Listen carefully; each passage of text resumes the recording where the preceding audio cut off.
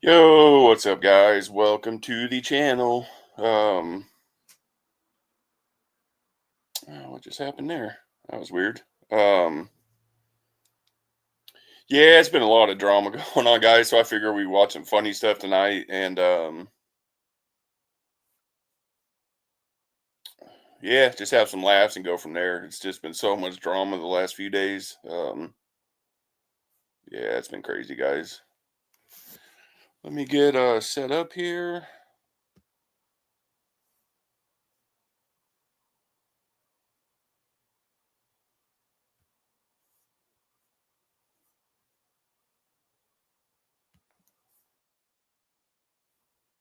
Oop.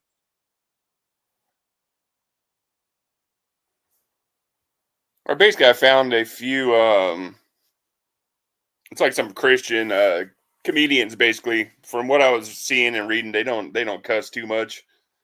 There might be a few cuss words here and there tonight.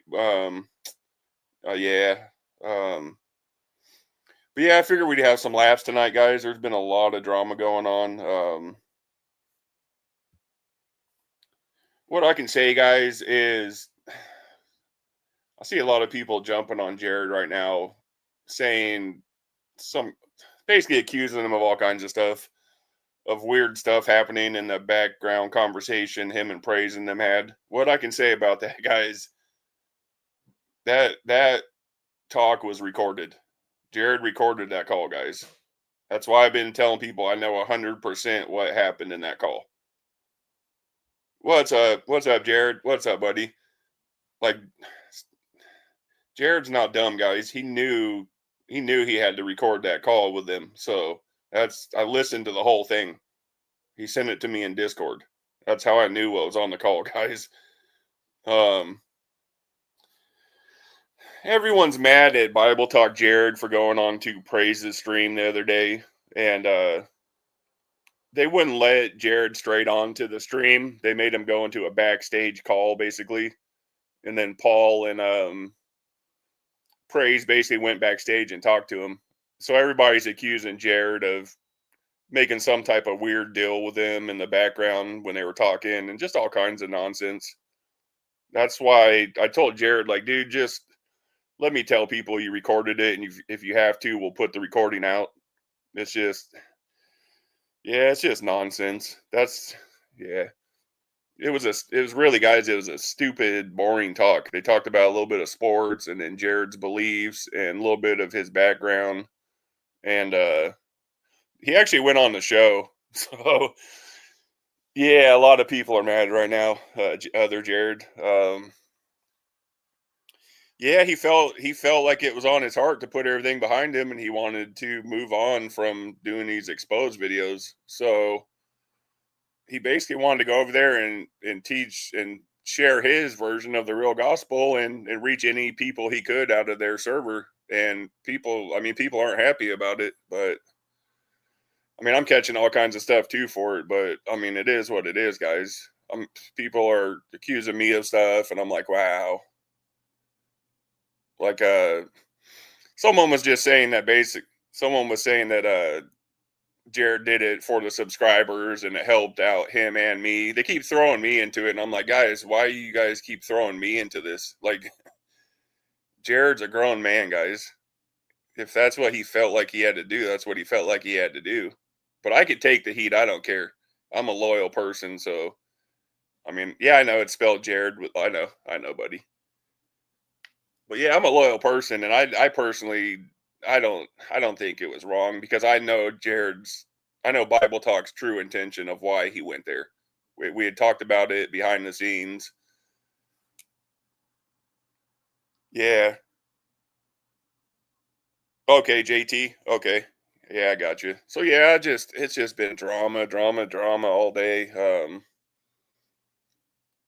Yeah, I don't know what else to say, guys. Like, Jared's a good kid, and he felt like that's where God was leading his heart to do. So I can't knock him for that. That's what he felt like was best for him to do. He wants to move his channel forward doing different topics. He doesn't want to keep doing basically exposed videos. So like I said, I stand behind him, and it is what it is, guys. I mean, I really don't know what to tell you. If you are subs and you're really like that mad, just unsub. I guess I don't know what else to tell you guys. Like I'm completely honest. I'm always out front and open.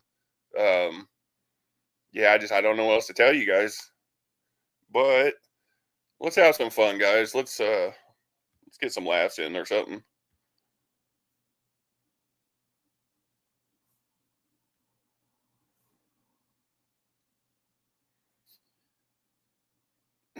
If it'll let me. Now my thing's all messing up.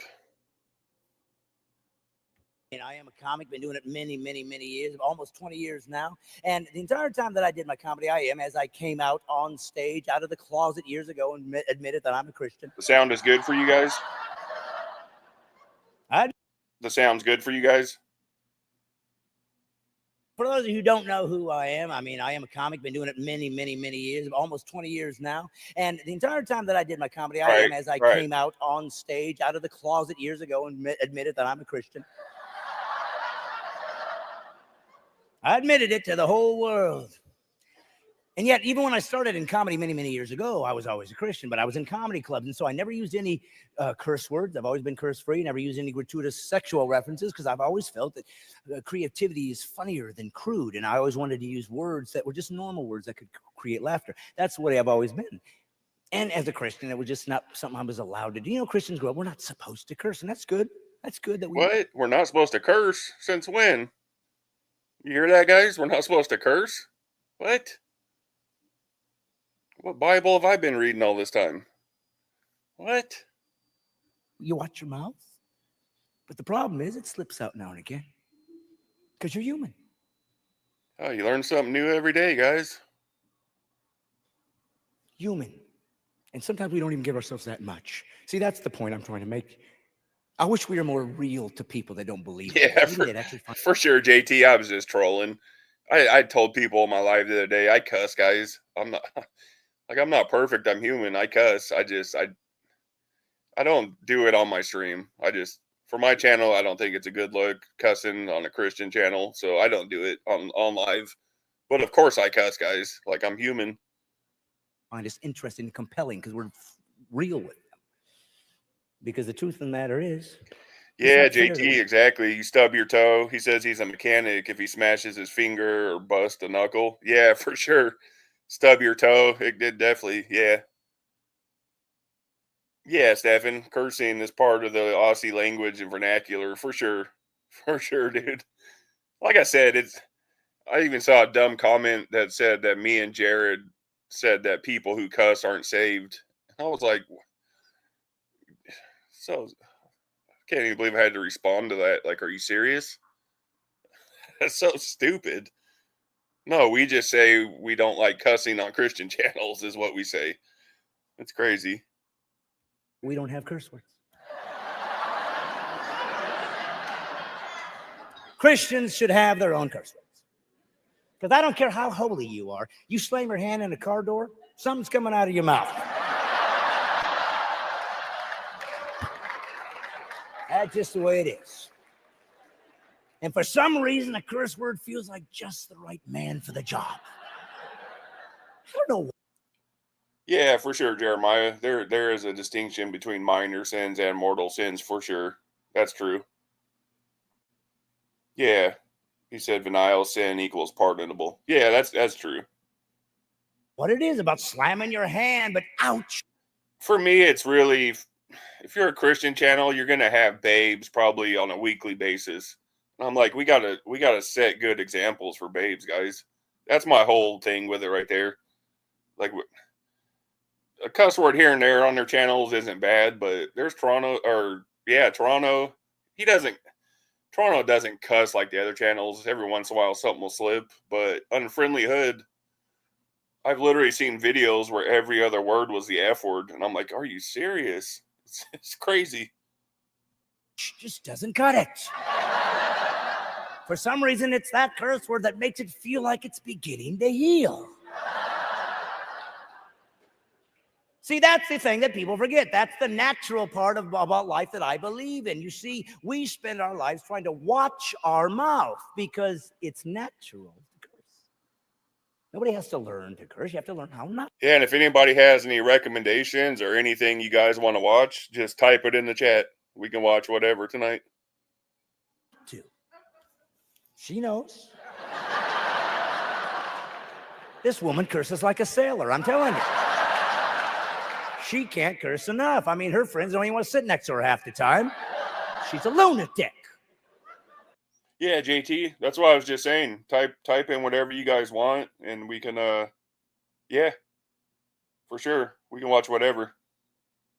Got a great laugh, though. What's your name? When this video's over here, we'll watch it. Sandra Ford? Forrester. She's mad at me like I should have known. Mac and cheese. I know what you're talking about. He said, I remember watching movies on regular TV where they changed all the curse words. I remember that. It was like you were watching an old Kung Fu movie. Forrester, you idiot. Don't you have a dossier on all the people that enter your room? Sandra, you live here in Lake Forest? Lake Forest? Forest Lake? Forrester Lake? Lake Jackson. I don't know. I'm at a new place. Give me a break, will you, lady? I don't know where I am. See, you live here. You already got it down. You live here your whole life? 30 years? What do you do? Oh, God bless you. Home provider for Down's children. There you go. That's what I'm talking about. So you got kids? Yeah, just send them in there, and anything anybody wants to watch, we'll get to them. Just start putting them in there. They made you want to throw out a few curse words now and again. Don't be talking to me any different. Am I right? Yes. Of course I'm right. We got to watch our mouth, man. It ain't easy. That's what I'm talking about because it's natural. It's natural to curse. Man, it's so natural to curse. So natural to curse, we even invented a hand signal. So if I'm cursing in the car, I can let you in on it. That's what we did. We decided that the middle finger meant I'm cursing. Can you do the same, JT, if you could put a link for that? Because I was looking up your channel, and I don't know what there's a bunch of Servant of Christ. Cursing you. We just made that up. I feel sorry for the middle finger. Yeah, all right, Jeremiah. Thanks for stopping by, buddy. Yeah, you're from Trad Cat Night, huh? I remember seeing you there a couple nights ago. But yeah, God bless, buddy. Never did anything wrong. Big, strong, big, long finger. We decided. Okay, what I'll do is I'll share I have my screen share, and we'll look for your YouTube channel here in a minute, JT. Okay, Jeremiah, you're from the UK. Okay, I have quite a few subs from the UK. But yeah, I've been watching Eric on Tradcat for years. Yeah, he's a pretty funny guy. You're the curse of Cain. We could have chosen any of the fingers, just the middle one for some reason. Why, all the other fingers, as a matter of fact, mean good things. Number one. Could have made this a bad finger, but we said no, they'll make it a good one. Number one, you're number one. Thumb, like, hey, don't kill the gladiator. You know, good stuff. Stop cars. Hey, can I take a ride? Stop in a car. Add a little finger. Oh, hang loose. Oh, lose the thumb. Hey, can I have some tea? I guess. I don't know what that is. Every finger means something because we choose to let it mean something. Third finger. I don't know what this one is. This is kind of like I'm cursing you, but I'm dyslexic. I guess. I don't know what that is. I don't know. We make it up. Your middle finger isn't bad. We chose to decide it was. Of course, sometimes I get angry and I have to watch myself. Yeah, I believe there's one country where using the middle finger is actually like a term of endearment. I'm trying to remember what country it is. I saw that on a documentary. It was a term of endearment. Trying to be a good Christian boy. Somebody cuts me. Okay, thanks, Stefan. Yep, I'll get to that one, and then I'll get to Bible Talks video right after. I'll go in order, basically, whatever order you guys put them.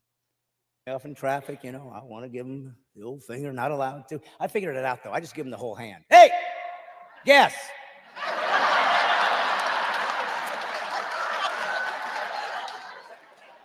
That way I can get out of it. Hey, you cursing me? No, I'm saying you're number one, man. What's the deal? It's hard. But see, it's about words, and words are All right, JT, what's the, what video is it? I'm gonna load it up now while this one finishes. important. I believe in words. I believe words are very important. But sometimes we make them bad that actually weren't. You know, Jesus used words that we wouldn't allow to be said in church. You know that? Jesus. He called a bunch of Pharisees once a generation of vipers. A generation of vipers. What does that mean? Son of a snake. It's exactly what it means. Sons of snakes. You're a son of a snake. We have a similar term in the United States of America. We do. We can call somebody a son of a dog. Now, if you don't think it's a curse word, at least it's an insult, saying you come from an animal. So now we got a problem. Either Jesus cursed, making him a sinner, which means he's not God, or sin isn't always what we think it is. Is it the JT? Is it the beautiful story behind Amazing Grace, or is it the bold faith? Christianity isn't as black and white as we've tried to make it. We got to remember our Bible's filled with Okay, yeah, the one that's like 40 something. Okay, great. Words that you wouldn't say to a kid. It's filled with concepts that you wouldn't want to say to a child. Story behind Amazing Grace. Okay, I got you. Because it's for adults too. Is it? Okay, yeah, I got it. The Christians got to quit acting like a bunch of babies. They can't think and sugarcoat everything. We got to sugarcoat everything. Sometimes I was going to ask, is it the story behind the song Amazing Grace? One of the great things about my faith, great thing about Christianity, one of the reasons I'm a Christian is because it's the only religion that would have me. Because you don't have to do anything but believe in God. I love that. I love the one religion that was honest enough to look at humans and go, you stink. Come on in. Need that kind of God, man. I couldn't have done any of the other religions because they had all these rules. That's all they know is rules. You know, hey, I'll join your religion. No bacon. I'm out. I'm out. What kind of a God would deny a man a BLT? You're crazy. I'm out. No. That's what I like about Christianity, man. It's completely unique and different. Lets me in the game, even though I don't deserve to be in the game. I'm proud of that.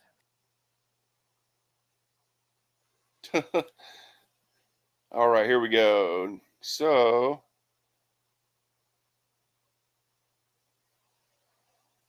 what am I trying to do here?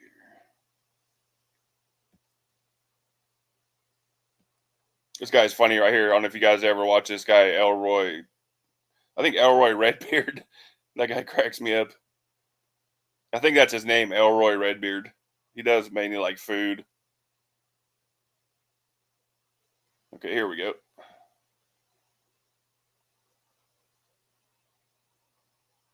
All right, beautiful story behind Amazing Grace, recommended by JT.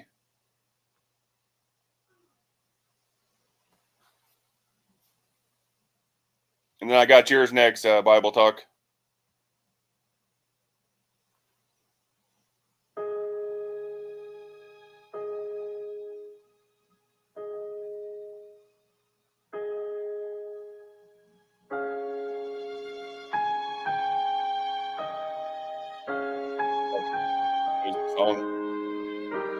The time was late December 1772.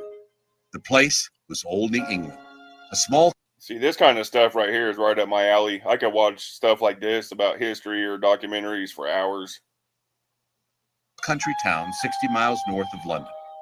The 47-year-old pastor, a former slave ship captain by the name of John Newton, needed a song for his New Year's Day service. He needed a song that would inspire the working people of his congregation after their Sabbath rest as they went back to lives of toil and hardships. A song simple people could connect with, heartfelt words that would stir the soul. Reverend Newton had already chosen the scripture for his sermon from 1 Chronicles 17, where King David looks back on his life and asks God with wonder, "Who am I that thou hast brought me here?" And he said to his congregation on that Friday morning, 1st of January, 1773, "The Lord gives us many blessings, but unless we are grateful for these, we lose much of the comfort from them." So he said, well, never mind, David, now, what about you and me? When you look back, where were you when the Lord found you? And for himself, he says, I was a wretch. The first word of the hymn, grace. No, not just grace. Amazing grace. Yes, that sounded right. Amazing grace. How sweet the sound. He loved to learn from his mother, and he could recite passages of scripture and all of Isaac Watts' hymns.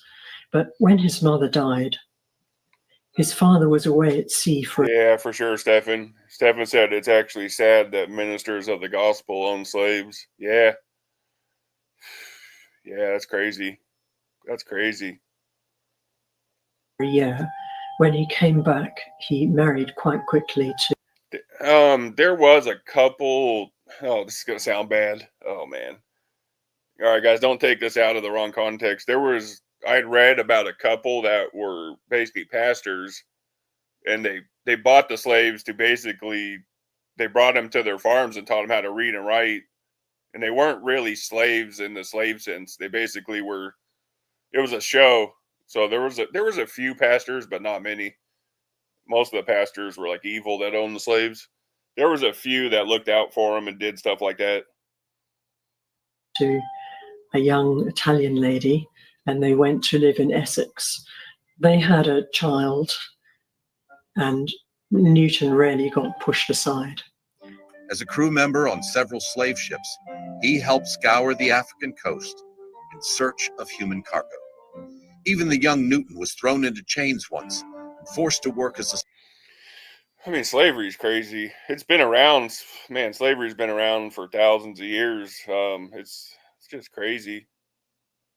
I don't see how somebody could do that and just sell, like, go and round people up and just sell them and profit off of that. It's so wicked. slave himself on a small island off the coast of Sierra Leone. Eventually released from his captivity after about a year, the great blasphemer, as he called himself, went to a life so depraved that even his rough shipmates found it shocking. What a wretched life I lived and was saved from, he thought. Yes, put that in. That saved a wretch like me. How far I was from God and the life he intended for me. I once was lost. From time to time, Newton would make some attempt. Wow, that's crazy. That's interesting how, wow. That's crazy. You would never think that that's how this song came about. Wow. To get back to the faith that his mother had brought him up in. Yeah, good He would point. have times Good of point, prayer. Mac. He says Joseph was sold to slavers by his brothers. Yeah, good point. He would even have times of fasting. I mean, if you look into history, there's pretty much every continent has had slavery on it at one point or the other. I learned something shocking the other day that supposedly South Korea had the longest ever running span of slavery. That kind of shocked me. I wouldn't have expected it to be South Korea. I was like, wow. But it was like a yo-yo, really. He was up and down all the time. He had no companion to help him, and he certainly didn't seek out any. Finally, on March 21st, 1748, Newton experienced what he would call his great turning day. In the middle of the night, the 22-year-old was awakened by a violent storm. Cries from his crewmates on deck sounded the alarm. Their ship, the Greyhound, was about to sink. As Newton scrambled up the ladder to the deck, the man directly above him was hit by a wave, swept overboard, and never seen again. Finally making it to the wheel, The great blasphemer raised his voice not to curse God, but to pray. In words he had not used for many years, John Newton pleaded, "Lord, have mercy on us." Hour after hour, sustained only by his call upon God's mercy, Newton attempted to steer the battered ship through the violent seas as down below, the crew sought desperately to stop the holes with bedding and strips of clothing. "'Twas grace that taught my heart to fear." For 11 hours as the storm raged, Newton remained at the ship's wheel, not knowing if he would live or die. Gradually the winds lessened and the storm began to calm. Newton's desperate prayer for God's mercy had been answered. And grace, my fears relieved. How precious did that grace... All right, let me get to a few comments. Stephen said, mac and cheese, you know Joseph was sold to the Israelites, his cousins. Yeah, who's he? What was the captain's name that bought him? He was one of the Pharaoh's guards. I can't think of his name. It started with a P. I can't remember his name. It started with a P. I remember that. And then he was and then he's basically jailed after excuse me guys, I'm trying not to burp.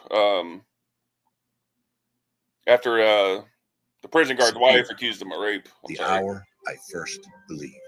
For the rest of his life, Newton would mark each March 21st. Sorry guys, I got Crohn's disease, and sometimes it just I gotta like stop for a second.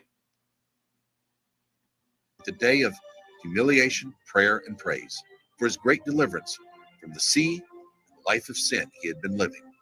Yeah, Newton's there dramatic it is. conversion set Potiphar. Yeah, Potiphar. I couldn't remember his name. him on a long, winding path that would take him towards a new life, not in one great leap, but step by step. It was through this experience at sea and his prayer, crying for mercy, that Newton's life began to be completely transformed. It wasn't a sudden overnight change, although some things happened immediately. He stopped blaspheming, he didn't swear again, and he began to read the Bible. But looking back later in life on this experience, he said, surely if I had any light then, it was as the first faint streak of dawn. Captain Newton came home from the sea to stay in 1754. He was 29, and it would be 18 years before he wrote his most famous of hymns. During this time, he grew in faith and knowledge as he learned both Hebrew and Greek. He also became friends with prominent preachers of the day, among them George Whitefield and John Wesley. Church leaders in the area gradually heard about Newton's amazing story and invited him to speak. The idea that Newton might have a higher calling was planted. He decided to apply for formal ordination. With all the teaching that Newton was receiving from people like George Whitefield. Yeah, Stephen said doesn't sound like he was free grace. And then Mac and Cheese says, I miss documentaries like this. Yeah, that's usually if I watch something, I'll watch like documentaries, like either history or something. Whitefield and John Wesley and his many Christian friends in the independent churches. He was rapidly growing as a Christian, and he began to exercise pastoral gifts. He felt that he could do more in the Church of England, the established church, but he was. Oh yeah, what are you guys thinking about the JFK, RFK, and MLK files being fully open now? It's supposed to be what? They have like 45 days to release them unredacted? Yeah, I'm pretty sure I know who's going to get implicated in that. I'm wondering if those agencies are going to actually come out and apologize for it. I think they're going to kind of have to. I'm real interested for those to drop to read them. Wasn't accepted. He applied and was turned down. Finally, Lord Dartmouth was able to get him in a great rush and get the Bishop of Lincoln to ordain him. And gave him the living of the church in Olney. Like I remember he said, I think it was last time he was president, that he wouldn't fully open them because some people were still alive. I know who one of the people's names is that's going to pop up in there. It's going to be Bush Sr. He was he was the head of the CIA at the time, and he was in Dallas that day, and all kinds of other crazy stuff. So I'm not going to be surprised at all when his name pops up. His authentic narrative, the letters about his experience up until that point, were published. Yeah. And what Sure, is JT. very interesting, He said RFK has a right to know what happened to his father. I mean, he knows. Everybody knows what happened. It's just a matter of it becoming official now, really. Everybody knows what agencies were involved and behind those, etc. I mean, it not a huge secret anymore. Like I said, I'm just curious if those agencies are going to come out and actually take some responsibility and apologize or something. It's going to get interesting. coming back to this theme of slave trading, is that this book was so popular, it went through many editions, and it was translated into French and German and Dutch. So it went round the world, but nobody ever questioned the slave trading issue, because at that stage, nobody was questioning it anyway. Pastor John Newton dipped his quill again. How could he sum up his long journey? Through many dangers, toils, and snares, I have already come. How could he make it clear that this grace was not a one-time experience, but something that was with him every moment of every day? "'Tis grace has brought me safe thus far, and grace will lead me home." In the years after writing Amazing Grace, Newton moved to a larger, more influential post as pastor in a church in London's financial district. The former slave ship captain went on to not only renounce slavery. Speaking of free grace, here I see they got Toronto in the recommended over here on the right. But work actively to. So I'm hearing everybody say that Toronto isn't free grace, that he's hyper grace. I've had so many people say that. That, and then they say he's crossless gospel, which I don't understand the crossless gospel. Yeah, but I've never really looked into hyper grace, so I don't know what the full definition of hyper grace is. But that's what people keep telling me. He's not free grace, he's hyper grace. But he maintains he's free grace, so I don't know. It's confusing. Abolish it. 19 years before his death, the aging Newton would publish his Thoughts on the African Slave Trade.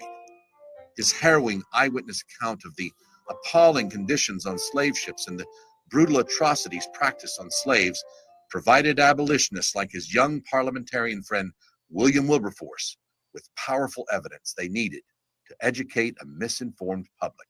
He gave Wilberforce advice that was profoundly important for his future career. Wilberforce was in the throes of what some scholars have called the Eusebian temptation. That is, do I throw over politics for the ministry? Do I do the holy thing and take up holy orders? Well, think with the hindsight we have of history, what would have been lost for the cause of human. I was going to jump back over to StreamYard tab and drop the link, but the page is like literally glitched out.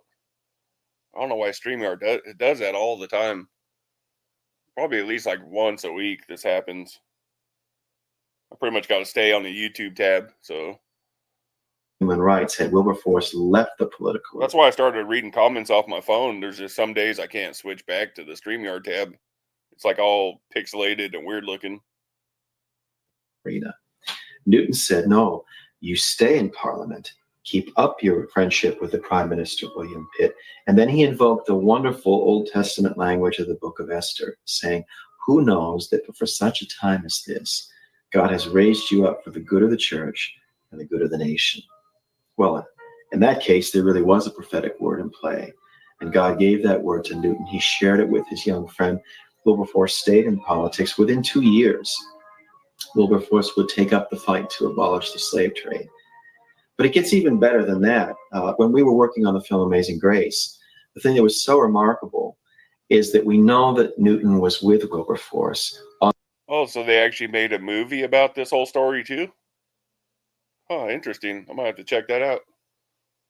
On that Sunday, October 28, 1787, when he wrote in his diary, "God has placed before me two great objects, the suppression of the slave trade and the reformation of my country's manners," that is, the work of cultural renewal and reform. Newton was with him on that Sunday. And so for Wilberforce to sit down, take quill pen in hand, dip it in the inkwell, and write that diary entry, we can lay a lot of the inspiration for Wilberforce finally settling upon that resolve at Newton's door. As Newton approached death, his eyesight and memory began to fail. One by one, those who had loved him came to say their goodbyes. To one of these close friends, William Jay, Newton made his now famous declaration: "My memory is nearly gone, but I remember two things: that I am a great sinner, and that Christ is a great Savior." Amen. He died in 1807 at the age of 82, 9 months after witnessing the answer to many prayers, the successful passage of the Act for the Abolition of the Slave Trade. In the years following Newton's death, his song would have an amazing journey. In its original form, the hymn was all but forgotten in England. But nearly a half century after it being written, Amazing Grace began to appear in the American South, being sung to a different tune from the original melody. This new music, the one which today seems to be so much a part of the hymn that we cannot imagine it otherwise, gave Newton's simple words a new power and life. It became the vehicle needed to take the song around the world. There are two thoughts about where the tune for Amazing Grace came from. One is that it may have been a tune used by the slaves in the American South, but the other is that it may have been a tune brought across from Scotland by the early settlers. And I'm more inclined to go with that because Dr. Bruce Hindmarsh has gone into that very carefully, linking the tune with tunes used by the shape note singers. Performed by... Oh, that's interesting. Yeah, I could see that's how it got over here. Huh. Yeah, this is fascinating. popular musicians as well as pipes and drums. Amazing Grace has become one of the most beloved melodies in history. It was sung by freedom marchers and civil rights movements in the American South, and before Martin Luther King Jr. gave his "I Have a Dream" speech. It was sung with rejoicing in South Africa when Nelson Mandela was released from prison, and in Germany when the Berlin Wall fell. It was sung to comfort a mourning nation after the attacks on 9/11. The story of Amazing Grace reminds us that the same grace that transformed the life of a slave ship captain nearly 3 centuries ago can still change lives today. The true story of Amazing Grace is a story that continues. And as long as there are people in need of hope and deliverance, it will have no end.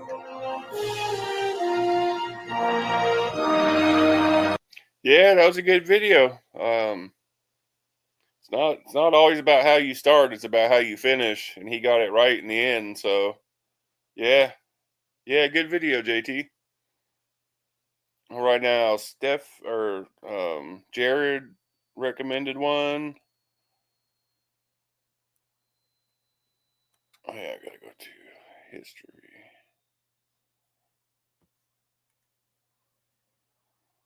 It was this operation right here.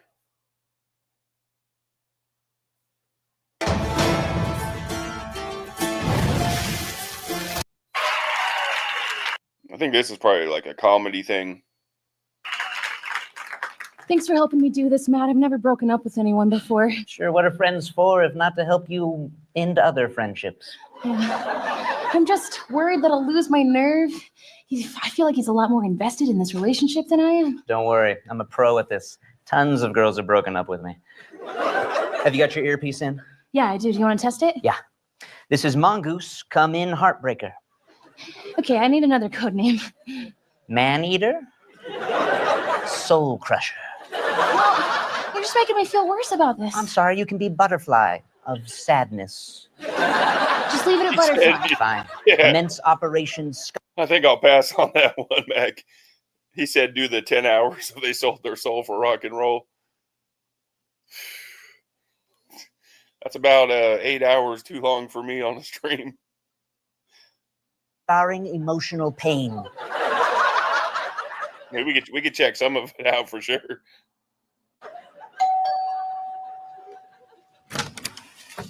Oh, hey, Mal. Hey, So hi. good to see you. Oh, yeah. Well, I just wanted to talk to you. You are doing great. I repeat, you are doing great. I was beginning to think that you'd forgotten that today was my birthday. You are the devil. I repeat, you are the devil. No, I don't forget things like that. I did not sign up for this butterfly. Today is his birthday. How was I supposed to know? Oh, I don't know. Have you thought of Facebook? Hey, do you want to go get something to eat? I was thinking Italian. Here, you think about it. I'll go get my jacket. Are you sure you want to continue with this? It's not going to be pretty. If he's anything like me, he is going to cry a lot. I'm sorry, I have to. I can't live in a lie. You lie all the time. I know, but I really want to break up. Though I could do Chinese. Okay, let's ruin his special day. Of course, today's your special day too, seeing how it's our 6-month anniversary. Oh. Have you a heart of stone, woman? What do I do? Okay, you need to stop him from talking and change the subject. Stop! I want to talk about cheese.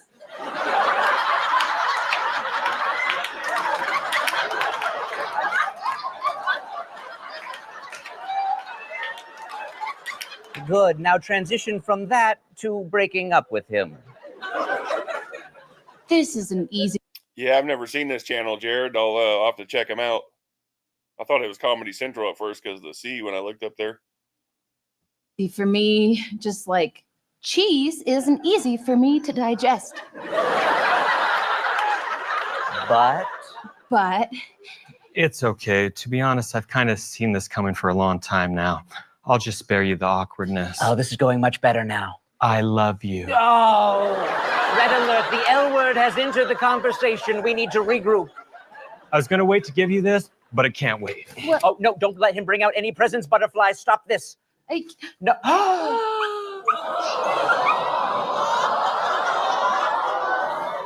What are you going to call him? He looks like a Toby to me. I used to have a dog named Toby. Oh, that is an adorable name. We are losing control of the conversation, butterfly. We need to regain. Hello! I'm Jason's mom. Hi, it is Oh, so nice. good to finally meet you. We have You keep stacking it up on her, huh? heard so much about you. Okay, we have engaged multiple hostiles. Matt, help me. Okay, don't worry. I'm mobilizing. Here comes the distraction. Hello there.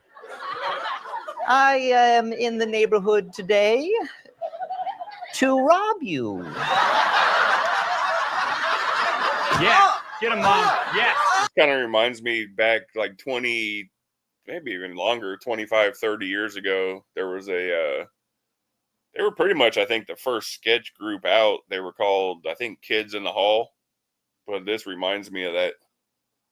Harder.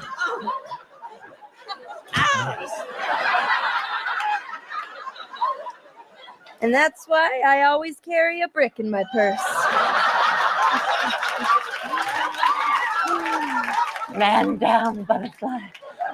Man down. Anyway, you be good to my Jason, okay? Between you and me, the last girl he dated practically ripped his heart out. So I'm glad he's dating you now. Okay, we can still pull through on this. I mean, can you believe she broke up with him a year ago today?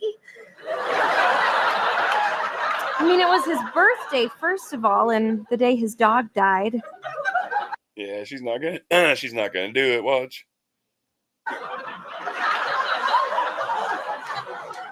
You'll never die. Will you, Toby Jr.?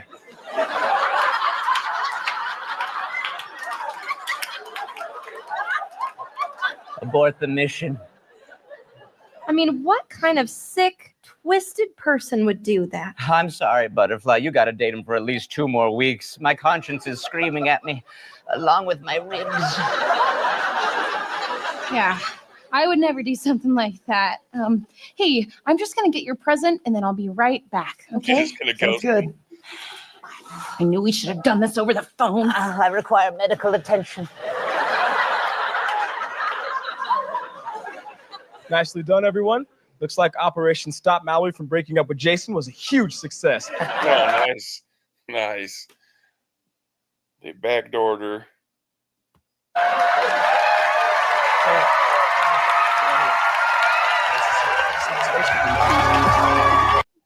Nice. I didn't see that one coming.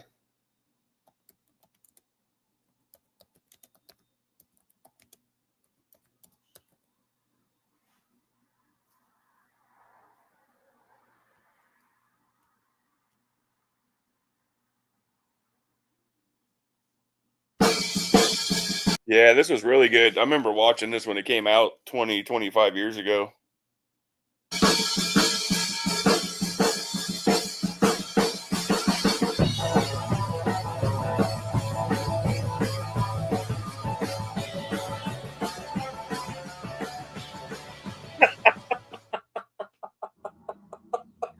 Oh, man. Mac and Cheese said he backloaded the breakup.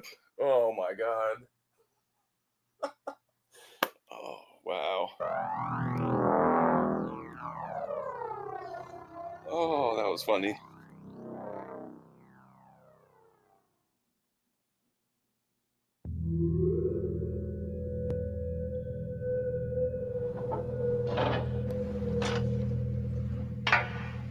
I'll get right to the point. As you know, we're in a serious battle. That was the perfect comment, Mac and Cheese. Oh, wow. Our time is getting short, and we need to do something about these conversions. That's why we're here. Any ideas? Let's tell him. Stefan said, I like the British sketches by the two Ronnies. Okay, we'll check them out too. There is no God. They'll never believe that.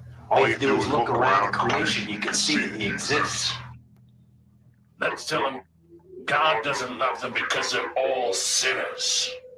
That won't work either, because the Bible says God loves them in spite of their sin. That's why Jesus died. Well, let's tell them that all roads lead to heaven, whether they believe in Jesus or not. That'll work for a while, but eventually they're going to find... Sound familiar? Free grace? Find out what's written in Scripture. That Jesus is the only way. Right. What? I let them worship a God in heaven. And with this music, I'll take his people to hell.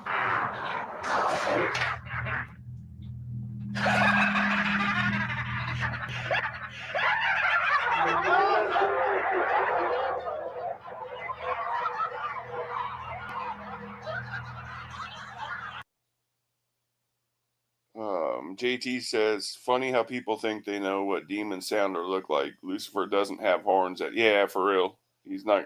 Yeah. They say he was the most beautiful angel in heaven. He's not going to have pitchforks, and yeah, for sure. Mac and Cheese said, you guys got me into this last night at 3 a.m. The backmasking recording was freaking me out. I was trying to finish up work, and the hair on my neck was standing up. Yeah, it's crazy. There was this record exec named Todd something. Todd, I want to say maybe Michael Todd, but he was basically like the president for Universal. I want to say Interscope or Universal back in the day. And he said all the big record companies have like ritual altars at the top floor. And he said they do some type of ritual over the master. And they said it sends like demons out through all the airwaves and stuff to people. He talked about all kinds of crazy stuff. John Todd. His name is John Todd. But yeah, he talked about how they backmask, all that stuff.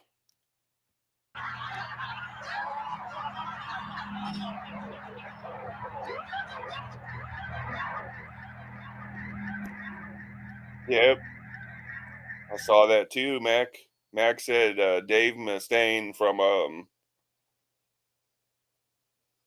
was it what band was he in? Megadeth, I think. I think it was Megadeth. He said Dave Mustaine said he put curses on his songs before he became a Christian. Yeah, I saw that interview. Yeah, I mean, yeah, you gotta take it, JT, with a grain of salt for sure. He said people say a lot of things without showing a bit of evidence. Can we see a picture of these altars? Yeah, for sure. I see what you're saying. You definitely got to take it with a grain of salt.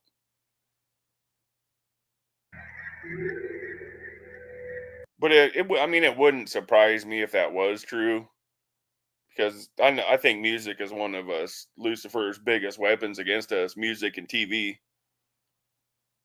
It's all about frequency, basically.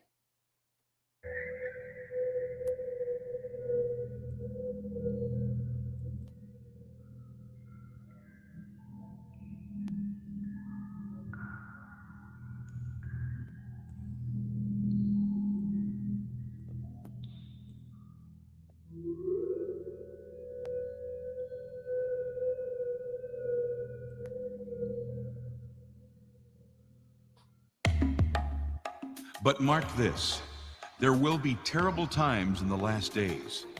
People will be lovers of themselves, lovers of money, boastful, proud, abusive, disobedient to their parents, ungrateful, unholy, without love, unforgiving, slanderous, without self-control, brutal, not lovers of the good, treacherous, rash, conceited, lovers of pleasure rather. JT said frequency sounds like new age nonsense. Yeah, you would think that, but there are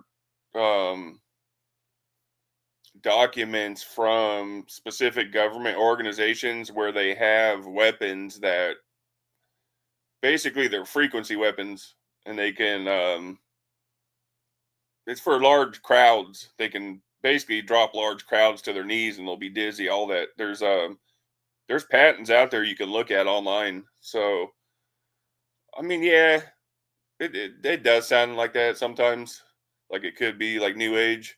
But I've actually seen some of the patents for weapons they have that are like basically frequency weapons.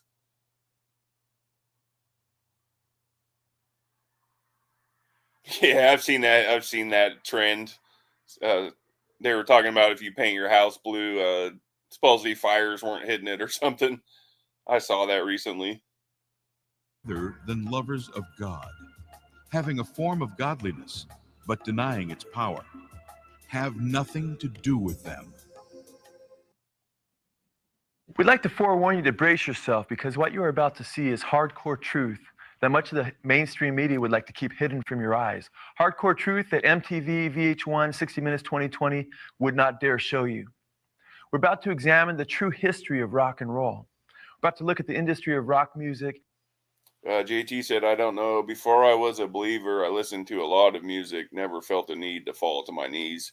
Yeah, these are the diagram I saw. They were basically like, they look like megaphones, but like 30 times bigger. They're so big they had to be like mounted on a Jeep. It's basically like almost like a big concussive like blast. Yeah, I don't know. I remember seeing those blueprints and stuff before. And those associated with it, and how they sold their souls for rock and roll. But there's this whole satanic influence it's believed to be behind rock and roll music. Do you think that's true? Oh no. You think that, Satanism, it's not like that. It's just music. It's rock and roll. That's all it is. So the rest of it's just kind of a show. Oh, yeah. Satan was one of the greatest musicians alive, right? Wasn't he? And then he turned evil, but I don't think this is really recommending evil. I think kids' outlooks on music is described more or less like what's cool and what's not, Do you think Satan has any influence on rock music? No. I wouldn't say it's satanic. No, it's not satanic. It's cool. People listen to what they want to listen to. There seems to be a lot of implications that heavy metal and Aussie music contains a lot of demonic or satanic undertones. What do you think about that? No, I feel you there, JT. Well, we shouldn't attribute everything to demons or demonic forces at all. That's and that wouldn't be smart to do. Probably 95% of the time, it's not that. So yeah, that's a good point. No, I don't think so. Do you think he has any influence over rock music? No, Not at all? not at all. There's no message in rock music that has anything. Like I see all these online churches that are supposedly like exorcising demons out of people and stuff. And I see comments of people just like, "Oh, I'm so scared and freaked out." I'm like, you guys, like it's so obvious that person is in on it with them. Like it's so obvious. Thing to do with the devil or Satan or anything like that.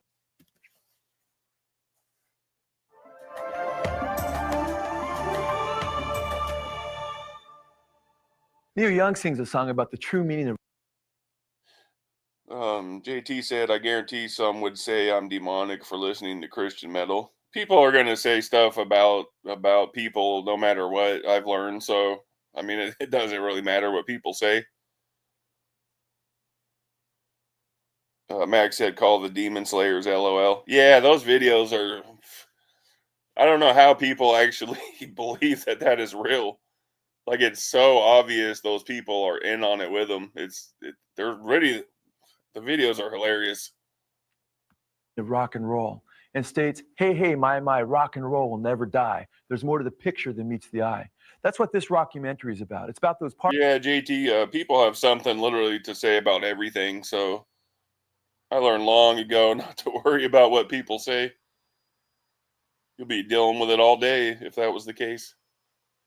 Parts of the picture that don't meet, especially like online and stuff, the eye at first glance, but once they're brought into focus, you start to see the whole picture, and you start to see it's a very dark, grim picture. As Neil Young continued to sing, rock and roll is out of the blue and into the black. We're about to see about just how black it's actually gotten. Even as Satan deceived the first humans to do their own thing. Yeah, Stefan said, "Come on, guys, if it's on TV, it must be real." Yeah, exactly. I'd say probably 98% of everything on TV is so fake. Max said, "The people are demon possessed, but the demon lets them go to a deliverance." Yeah, they're so goofy. Like it's some of the worst acting I've ever seen. We'll put one up here in a minute just so we can laugh. They're so bad. And lied to them, telling them that they could become gods. Satan is using MTV to condition the youth of the world to do their own thing and live as though they were their own gods.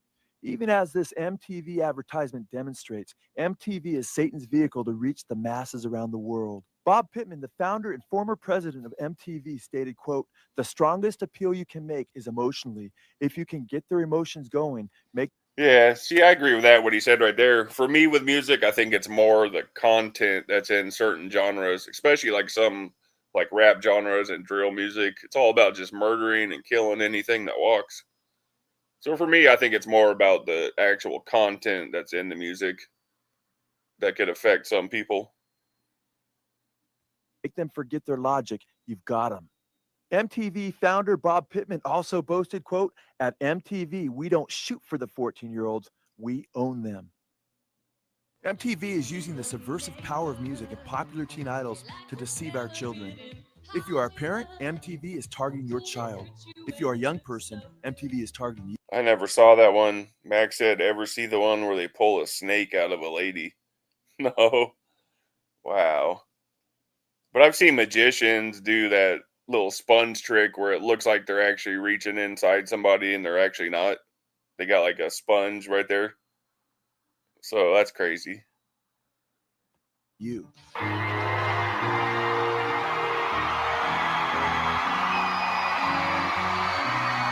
Madonna told the LA Times that she's a very tormented person most of the time. She went on to state that she's possessed by many demons. And just what are these demons doing through Madonna? Here we see that they're promoting homosexual marriage and seeking to destroy God's plan for the family. At the 2003 MTV Video Music Awards, Madonna, Britney Spears, and Christina Aguilera promoted homosexual marriage. As Madonna descends from the wedding chapel as a groom, she takes Britney Spears and Christina Aguilera in a lesbian polygamous type relationship. Why was Madonna fondling and French kissing Britney Spears and Christina Aguilera on stage before millions of their impressionable fans at the MTV? Yeah, weren't they dating at the time? The look on his face. I can't say I blame him. In seeking to destroy God's plan for the family.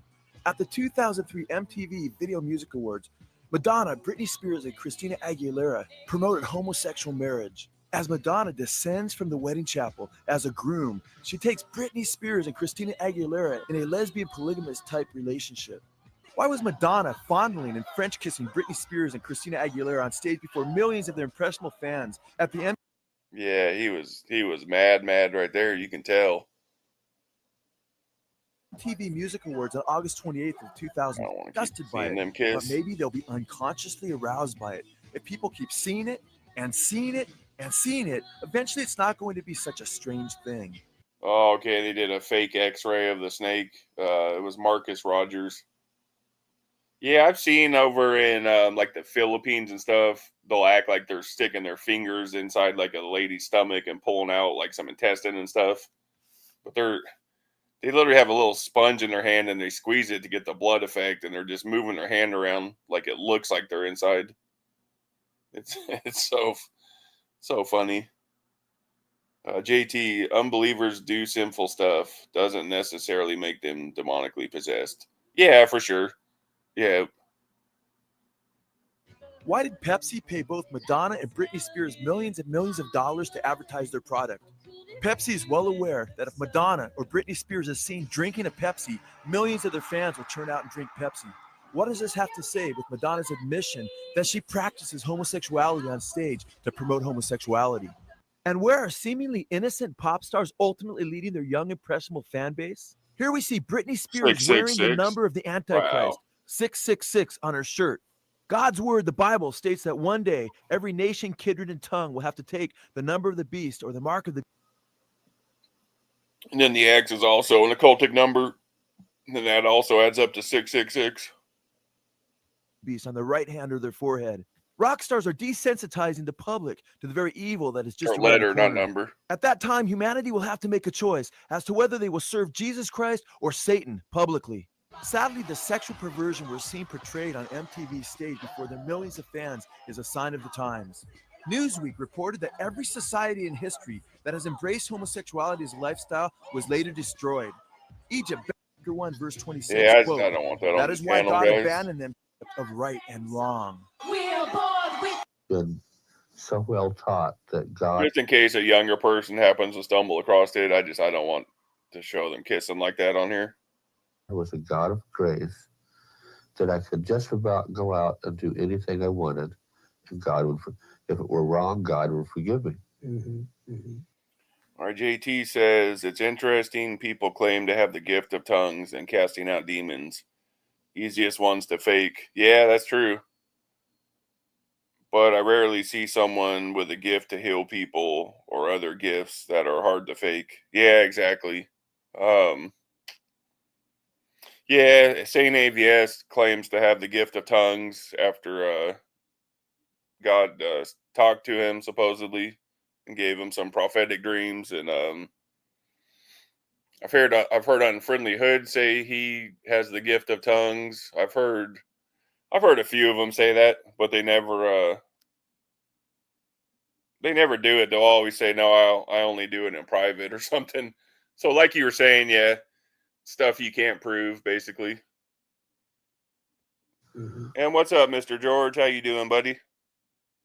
Well, obviously today I'm paying a price for something I did that God definitely warned. No, Mr. George. I'm sure some people do speak in tongues.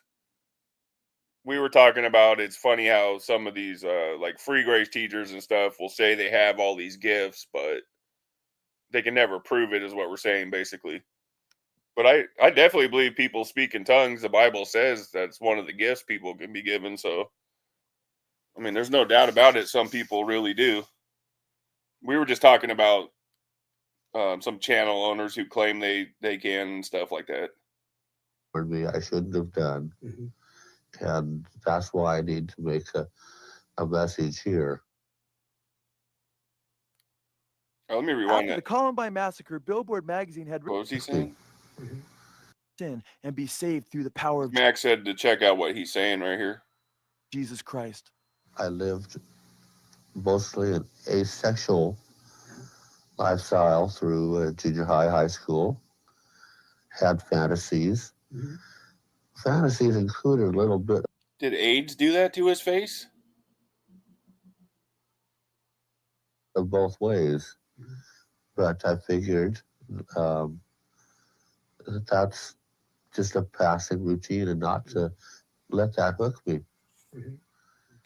But I made a mistake because I had been so well taught that God was a God of grace that I could just about go out and do anything I wanted, and God would, if it were wrong, God would forgive me. Huh, sound familiar? Yeah, good job pointing that out, Mac. Well, obviously today I'm paying a price for something I did that God definitely warned me I shouldn't have done. And that's why I need to make a message here. After the Columbine Well, at least you got it right in the end there, buddy. I mean, so that's good. massacre, Billboard magazine had Richard Pellegrino, who is a scientist and a consultant to the entertainment industry, write an article for their magazine. Brain specialist Dr. Richard Pellegrino declared that music has the uncanny power to, quote, trigger a flood of human. Yeah, Mac, that's basically what he was, a free gracer. Yeah. But see what I mean? Free grace wasn't, he didn't know it was free grace back then because free grace wasn't popular like it is the last 5-6 years online. So he really didn't know it was called free grace. Human emotions and images that have the ability to instantaneously produce very powerful changes in emotional states. He went on to declare, quote, take it from a brain guy. Yeah, I can open the room up. Hold on. Let me try to get this page working right. Give me 1 second here. Let me figure it out.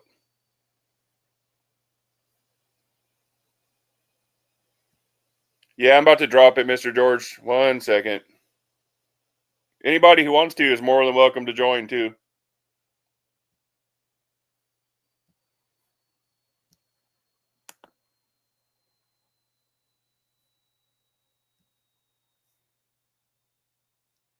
All right, there we go. We'll give that a minute or so.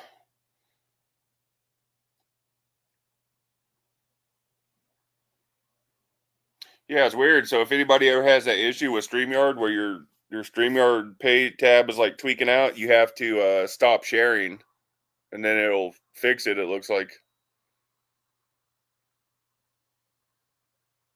You just got to stop your share screen.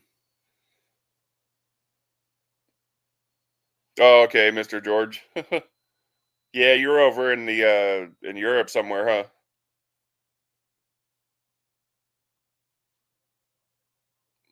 There we go. What's up, buddy? Hey, what's going on? Oh, nothing much. How you doing? Yeah, good. Hey, are you using Microsoft Edge? Let me see.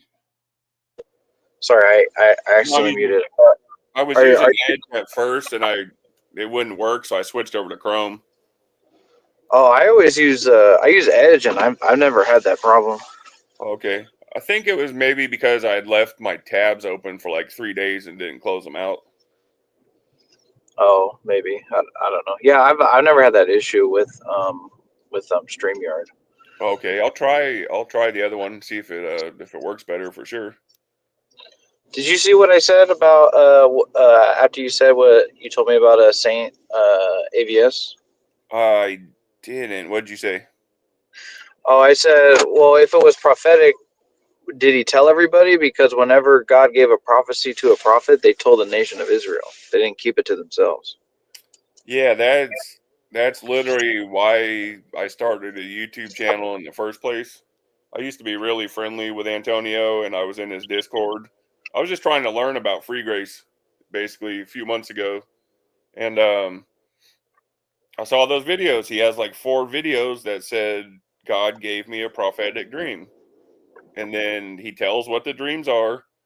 One of them was the Antichrist was like destroying stuff in Israel or something like that. One was a Kanye West one. Another one was the moon was like sick looking and all orangish and like it was falling out of the sky permanently. And then he made a video saying all my dreams have came to pass after he labeled them prophetic dreams from God. So in private, I go to him and I'm like, I was like, did you make a mistake, buddy?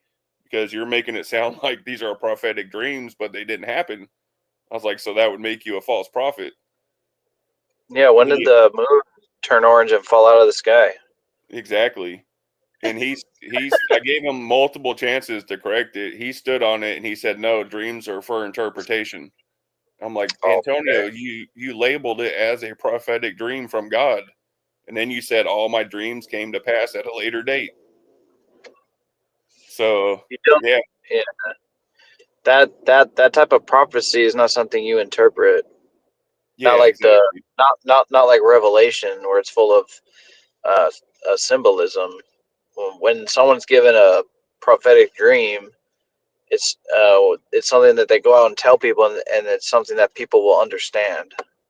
Yeah, and then it also says if someone gives 100 prophetic dreams and 99 come true and one doesn't, he's a false prophet. Yep. Hey, I will be right back. Hold on. Yeah, go ahead. So yeah, I basically made a video, or he made a video about me saying I attacked his ministry demonically, all because I went to him in private. So that's why I started a YouTube originally, so I could clear my name, basically.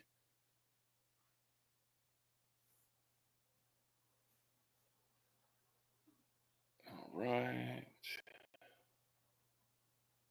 As soon as you pop back in, I'm gonna watch this till you pop in.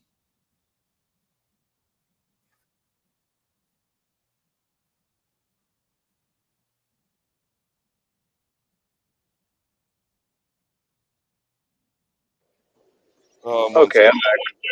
All right. Stefan, StreamYard is, I believe, $44 a month, I want to say.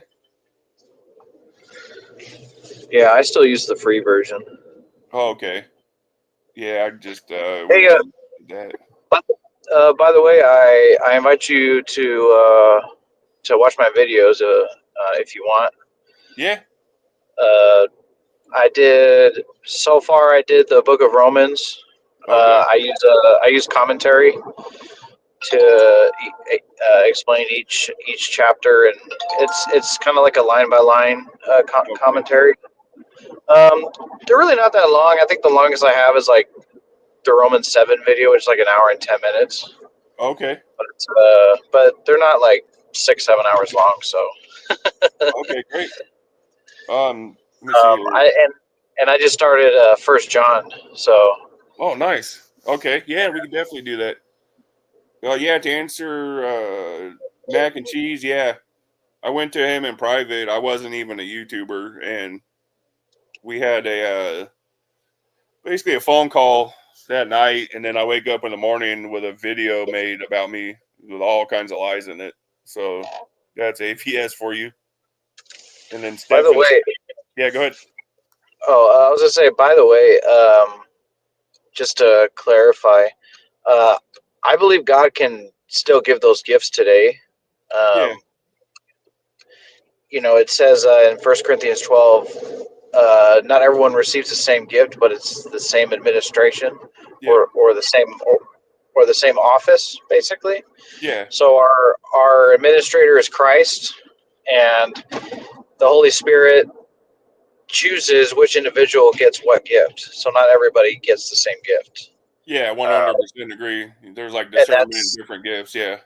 Yeah, and that's why, like, you know, like, I'm sure there's people out there that have, you know, the gifts of the Holy Spirit. Like, I'm not denying that, but what we see a lot of is a lot of fakes, and that's really disappointing. Yeah, that's true. Very true. And that really hurts the church because it diminishes the gospel, and it diminishes people to really believe or have faith in God, because they see someone being a fake and they're like, well, why would I want to believe in a God that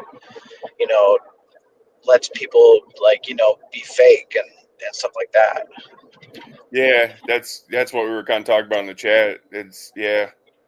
I've noticed a lot of the free gracers have something pretty miraculous happened, or like I heard Praise apparently says the Holy Spirit appeared to him and all of his curtains were flying around in his room, supposedly. Oh, I don't know. I've heard him say that. I've heard him say that story before. I'm not going to comment on it. Yeah, you don't have, yeah, it's all good. I was told. I was just saying it seems a lot of them have some type of story like that.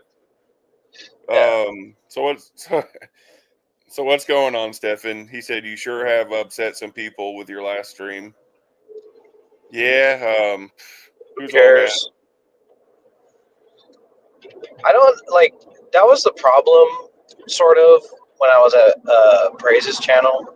Like, people would get mad because I'm over at other channels. It's like, so what? I can go wherever I want. Like, you're not the arbiter of who can go where. Yeah, that's why I stand behind Jared on it. I'm like, I see his point of view.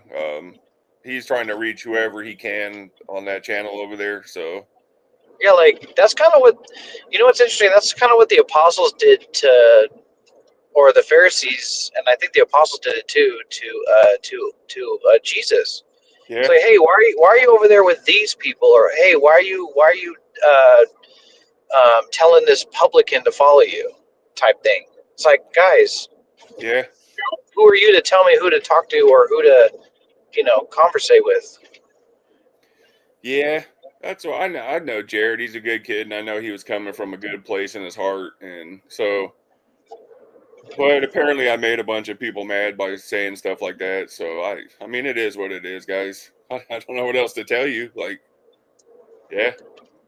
Well, there's also a passage in Luke where the apostles go to Jesus and say, "Hey, there's these people that aren't with us, and they're saying your name and they're preaching your name, but they're not in our group." And Jesus says, "Leave them alone. For those who are with me are for me, but those who are not for me are against me." So he's saying, "Hey, leave them alone. They're talking about me. Let them do it. Don't worry about it." Yeah, that's how I look at it. I don't care what they say about me. I really don't. Like, they can say whatever. Cool. But yeah, that's why I was like, I'm not. I mean, I see why Jared did what he did. He doesn't want to be an exposed channel, and he doesn't like making the videos. So he's trying to move his channel into more of like a teaching direction.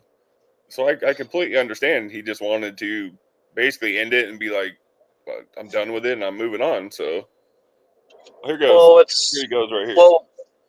Well, what's good is that he doesn't want to be in an echo chamber, and that's good. He branches out and listens to what people have to say. He doesn't stay stuck in his echo chamber. Yeah. Hello. Hello. Hello, fake Jared. No, you're actually 100% right. And I don't want to be an echo chamber. Honestly, I didn't even plan on making half the videos that I did about free grace, but honestly, I'm glad I did. But just to point to the people who are making such a big stink about this, not really doing it for the right reasons, but because they just hate the people that, I was able to have a good conversation with. I told James, Yeshua's Salvation, I told him in private that if they found out that, part of the conversation was recorded, because I did that because they said, like, oh, we'll dox you and all this stuff. And I'm like, okay, click, record. It was like for my own safety. I'm like, I feel kind of threatened here. I told him that I told him, just watch people say that, and watch one of us say that, and then watch these people completely switch up and say, well, you never should have recorded him in the first place.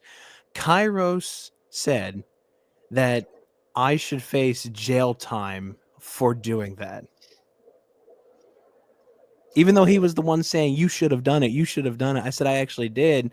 Now he's saying, oh, you did? Oh, well, you should face jail time. And I'm just like, what is up with you people hating free grace so much that you won't even spread the gospel? And anybody who gets along with them is automatically an enemy. Like, I don't get that. That's why I'm like, if that's partly why I'm like doing some things differently, is because one, I just don't really care anymore. And two, I'm like, look, I'm gonna just move on if nobody's willing to have an actual genuine conversation. Well, the thing is, let me kind of clue you in. So a lot of this goes back to like 2017, 2018, and then it kind of just went on from there. And then there was the whole thing between Veckel and Praise, and Kairos and others are friends of Veckel. And so when Praise was going after Veckel, they kind of felt the need to, stand up for Veckel. And ever since then, they've been against that channel. And so now they feel like anytime anyone like goes over there and has like a genuine conversation, they feel like, oh, they're being all chummy and buddy. They aren't like, attacking or going after them like they should be. Then they like try to view, then they kind of see you as an enemy. And it's like, I'm not like approving their doctrine. I'm just having a conversation. Yeah, and like I said in that live stream that I did, the 2-hour live stream I did last night, is that Jesus ate with sinners and the people that were considered the lowest of the low, and people are doing exactly what they're doing. Why are you eating with these people? Why are you? And Jesus was basically like, I'm coming to save sinners, and it was like, if we're not going to do that, then what's the point of even being on YouTube? And the problem that I have with Bob from Nexus, or whatever his name is, KJV only, with Cairo, with James Fraser, is they're just creeps sometimes. And I don't mean that in a disrespectful way. They post creepy and disrespectful stuff. Like, they took an image of me and they altered it to make it look like I was crying, and they were saying like they want to start a GoFundMe to help with my mental problems because I was having a mental breakdown for going on Praise's stream. And I'm like 15,000 people could have heard the gospel that night, and your only thing was, well, he went on there and he didn't go with us. And I'm just like, dude, shut up. Like, at this point, I'm just like just shut up. Like the gospel was preached. Who cares? Well, hey, you know what's interesting? You could be like, well, what are you doing? You're sitting behind a computer screen in a comments section, being a chat rat. Like, what are you doing? Why don't you come up here on camera or on mic? And you show, and you be the example that you want to see. Why don't you do it? Yeah, and it wasn't even. Why weren't they? Veckel just went on Praise's channel. Why aren't they all mad at Veckel? I have no idea. I don't know. That's a good question. I think it's because I put out a community post saying I'm done with free grace, and then later that night I was on their stream, and to them they're like, oh, he's just a big liar. It was like, no, it popped up that, or I was made aware, I forget exactly how. I was like going to bed, I saw that they were live and that they were inviting people, and I just felt, like I said, I felt that pull to like just at least try to get on their panel and like just make peace, so there's like no ill feelings, and then to share the gospel. So it was like, okay, I don't think it's gonna work, but if God's pulling me to do it, there's certainly a reason. And Dude and Praise and I had a good 30-minute, like 25-30-minute conversation in the back, and it was just like about like football, sports. I mean, just like personal stuff, like life stuff. And it was just like they were like, their exact words were, you're not part of that group that hates us. And I was like, I don't even know what group you're talking about. Like, the only problem I had was what you were teaching. And they just go, oh, well, we're sorry for saying all that stuff. It was like just a huge misunderstanding. And for some reason, doing that made me such a hypocrite. And the fact that I stood up to the people and said, like, you have no room to talk because you make these freaky looking videos, it was like I'm a monster. Like I'm mentally challenged is what they're saying. And I'm just like, come on. Like, what are you guys doing? I don't get it. I don't care, and I don't get it. I mean, those guys can talk about whatever, but I looked it up, and it's not illegal if I feel threatened. And in that moment, they were talking about doxing and doing these things, and I'm like, oh, I would like to have this on recording just in case. Yeah, because if they threatened to dox you. No, they started talking about like doxing people, and I'm like, oh, I'm just gonna record this in case something ever happens. I can be like, it was them. Well, yeah, that's understandable because that's a crime. Right, but they were saying like Kairos is saying like he hopes I face jail time for that, and I'm like, dude, like, did you not listen to anything? It's a felony to dox somebody that lives in California. I guess Kairos is okay with people getting doxed. Mr. George, you are a part of my group. I want you over here. I'm sure James wants you here. So you're a part of our little group here, as small as we may be, and as hated as we may be. You're cool, Mr. George. But no, I was just like, I literally was like, I did not feel like entirely safe. And then it was like, honestly, once it kind of reconciled and stuff, honestly forgot that I was still recording. So it was pretty much just like, it started because I was like, oh, I don't exactly feel safe right here because they're talking about doxing people in front of me who in the past they have like said some very vulgar stuff. And I'm like, I want to make sure that, and it just turned into a very good conversation. See, Jared, why I recommended to just come out and say it was recorded is because I saw people were accusing you of doing nefarious stuff in the background. And that was the funniest thing too. That was the funniest thing. All these people like are trying to hurt my feelings and stuff. And I'm they're like, saying Paul was training you, and they're saying like I made a deal with Praise the I Am to give them good PR or something, or to be on their side. And I'm like, they have 15,500 subscribers. I have almost 60. What good would my opinion do for their channel? Like really, like if they actually stopped and think about it, like me promoting their stuff, what would it do? It wouldn't do anything because I'm a smaller channel. Like it wouldn't do anything. So it was like people are just saying stuff just to say stuff, and because I'm not making disrespectful memes, just because I'm not like saying horrible things about them, calling them names like Nexus Bob from KGV Only does, like Kairos does, like Basement Dweller does, like James Frazier does, just because I don't do those things, I'm not a part of that group, and that must mean I agree with them. So Jesus. Sorry to cut you off. I talked to Bob last night, and he seemed really genuine to me. He really did. He seemed like he was really. I could be wrong. I could be wrong about that. That's just like I got that. How do you say? I got that drift from Bob. It was just like I was like, maybe I was wrong about you. He said he knows he's a good kid. He seems like a really good Christian, good kid. I took it as he was just trying to warn us about how praising them are like in the background and stuff. But he seems and that I can appreciate. Yeah. Like I said, a lot of this goes back a while. So yeah, and that I didn't know. I mean, once I started of the drama. So yeah, I didn't know all of this at first. So once I started like covering Free Grace, and once I met James, he started telling me all this different stuff, and I told him, I hope you remember this, James. I told you that it was like I was watching a TV show that was halfway through its series, and I don't understand any of the characters. It was just like, I'm like, what are you talking? Like, who is who? Who is this? Who is that guy? Who is this? What did he do to that person on that day? I'm like, what is going on? I still ask Stefan. I asked him a couple times a day, who's that? Who's that?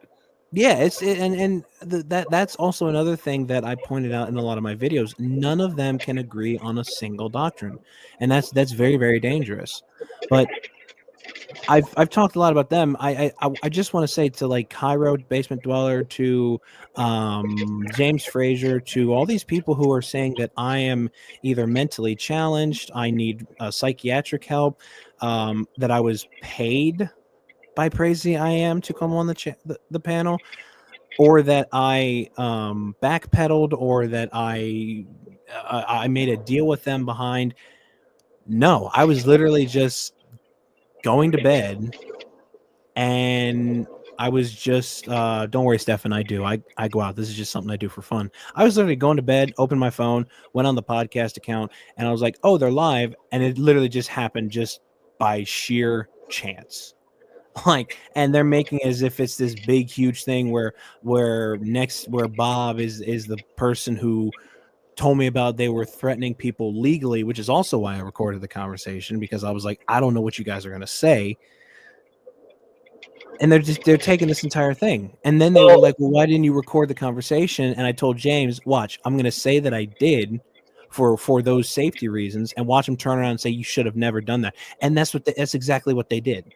Yeah, but like I was telling you earlier, there was too many people like, oh, this is nefarious, something went down. And I'm sitting there telling them, like, guys, I can promise you 100%, I know for a fact what happened in that conversation. Like, if you've watched my channel by now, you know I don't just say stuff if I don't know 100%. I just didn't want to tell them I heard the recording, guys, because I wasn't going to put it on blast like that. Yeah, and if Praise ever watches this, anybody from that channel, it was never because, I wanted to get information like everybody's saying. It's generally because, like, I didn't know if you were going to threaten me. I didn't know if you were going to say this. So it was just for my safety, because I didn't feel exactly safe.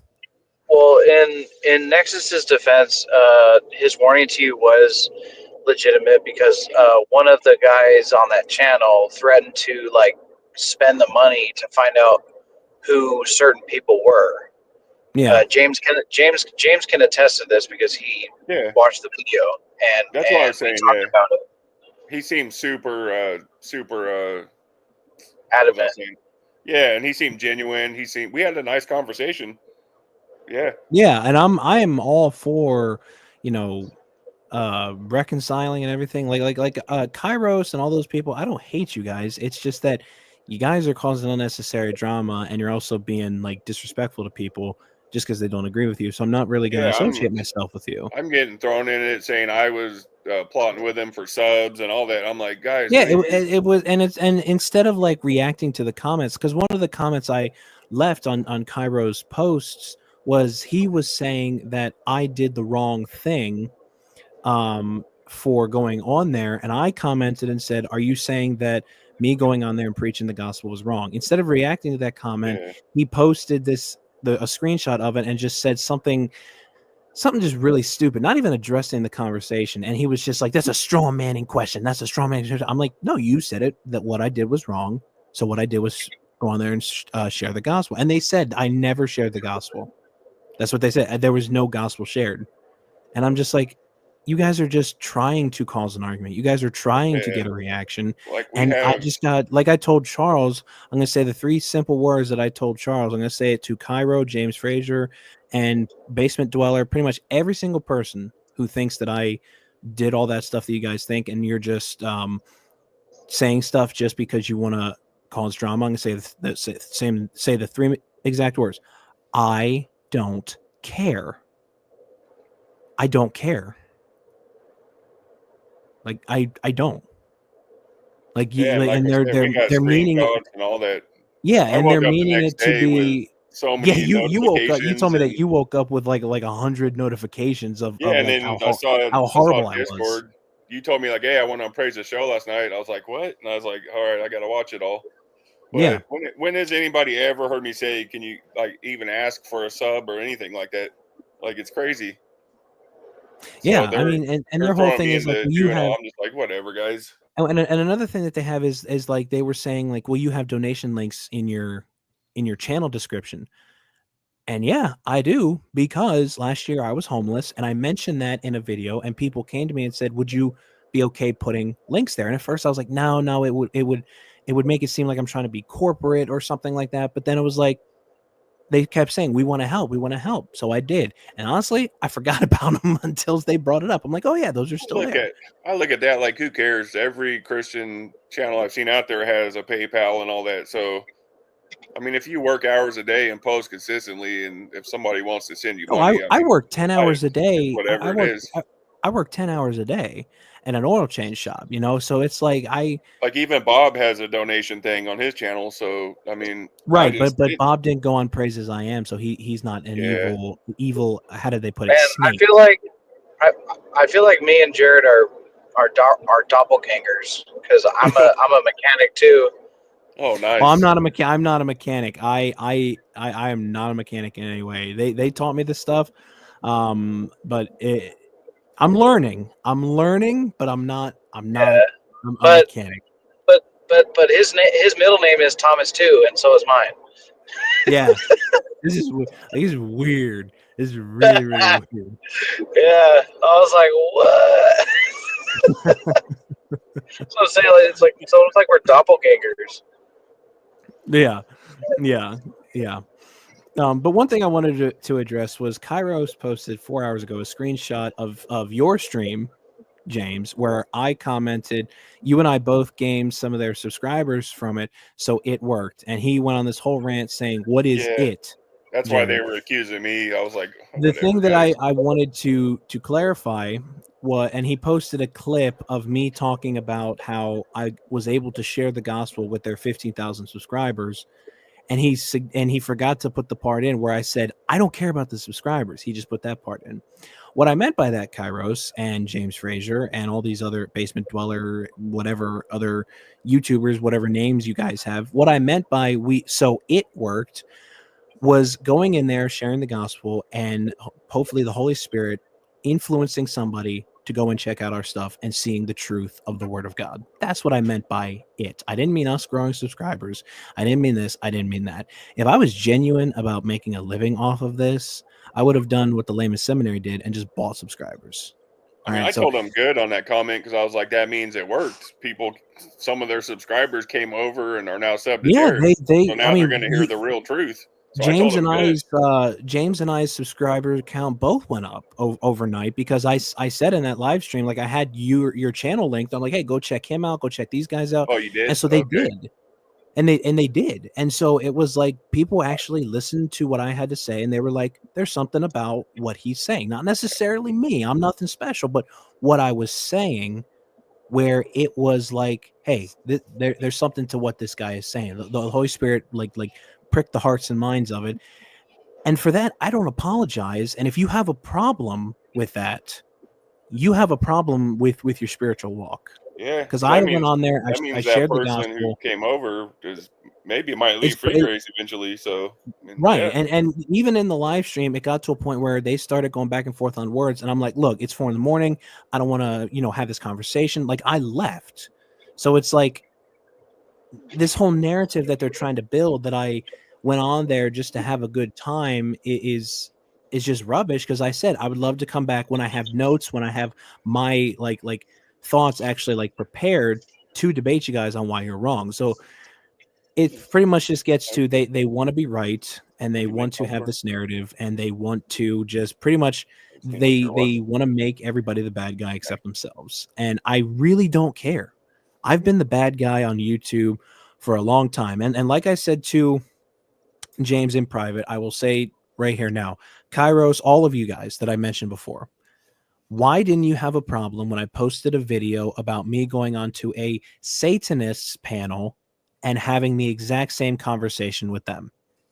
Why didn't you have an issue then, but you have an issue now where I do it with Free Grace? I just want to put that out there because they had no issue. They thought it was a good thing that I did that. And when I posted that video of me debating a high priest in Satanism in South Africa, he invited me onto his show and I did. Why don't you guys have an issue with that, but you have an issue with me going on to literally just another panel and doing the exact same thing? You know what that's called? That's called being a hypocrite. Sorry for the rant. I just had to. No, you're good.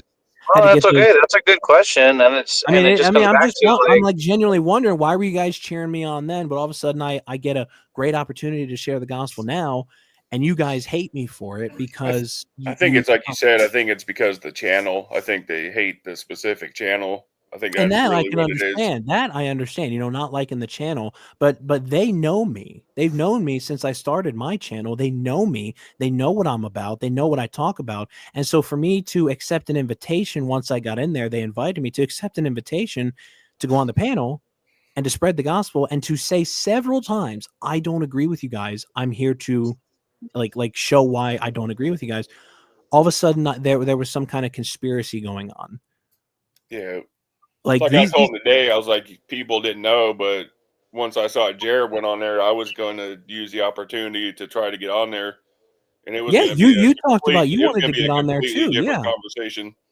And I was think it's gonna- because this is my personal opinion, and I could be wrong, but this is my personal opinion. I think that they're so upset because I had a respectful conversation with them when every single time they got into a shouting and insulting match. So Yeah. they're kind of angry that I was able to have like an actual conversation. We were laughing, we're talking about, sports and all this stuff, life, what we went through and stuff. And we ended it on good terms. And all these people were saying, well, now they're going to make AI videos of you and all this stuff. And they're not, because we ended things on good terms. And even if they did, I don't care. That just shows that they have nothing against my doctrine. So I really don't care. But I would like all these people to answer the question: why weren't you saying the exact same things when I posted the video about me debating a Satanist, one who literally says Satan is God? Why didn't you have the same the same hissy fits as you are now? I would just like an answer to that. Yeah. That's a genuine question. Like what was the difference? What is the difference? Because Yeah, this guy and literally told me that he sent shadow figures to my house, and I woke up and I saw one.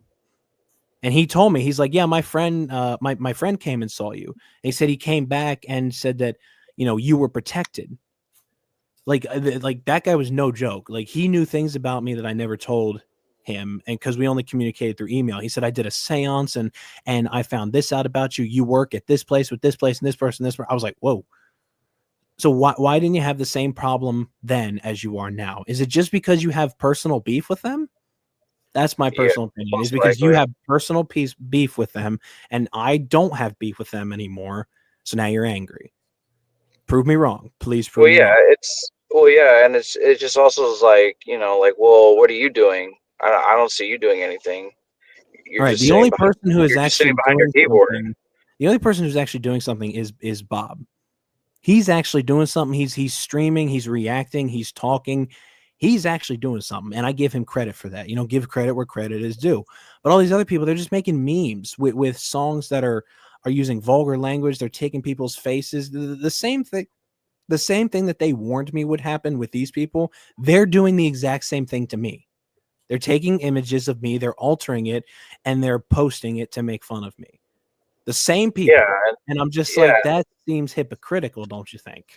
And it's like, well, why don't you be the example that you want to see?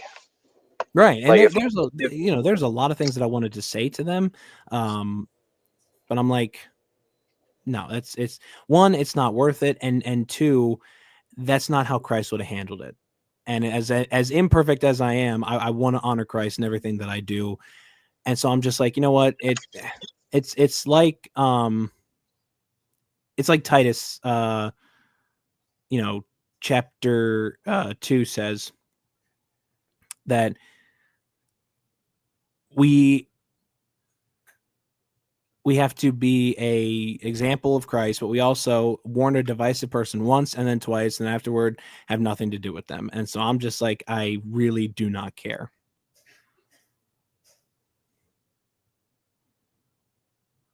Yeah, see, I think another reason they were mad at me is because I commended praising them for having the conversation with you and not cussing at you and how they handled it, which I stand for the truth. So if I see something's fair, I'm going to point it out too. I'm not a hater. So right. I thought that was commendable. They actually let you come on and how they handled it with you.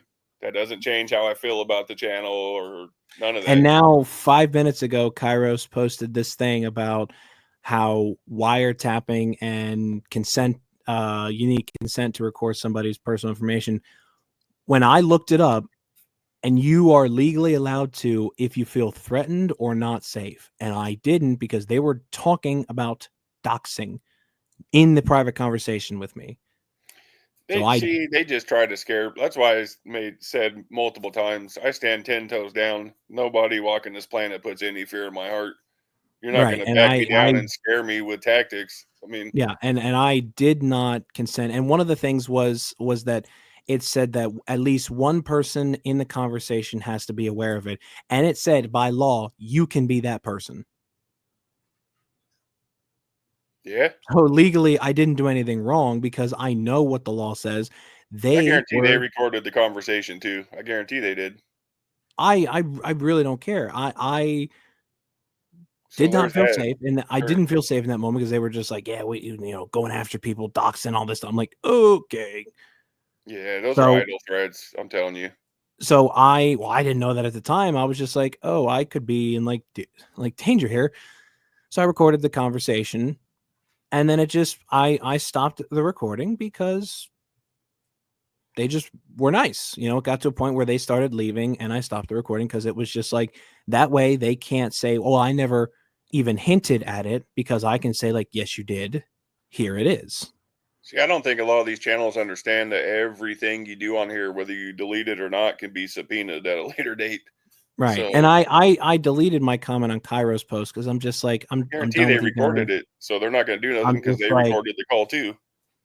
Right. And I'm just like, look, I'm done with you guys. I deleted my comments because I'm like, there's no point in just arguing with you guys. So, that's why I recorded the conversation, because they hinted at like doxing and threatening and all this different stuff. And I was like, okay. Yeah, that's why I just told you. I was like, let's just tell people you recorded it, dude. So we Right. can And the stop this reason I nonsense now. recorded it was because they were talking about threats.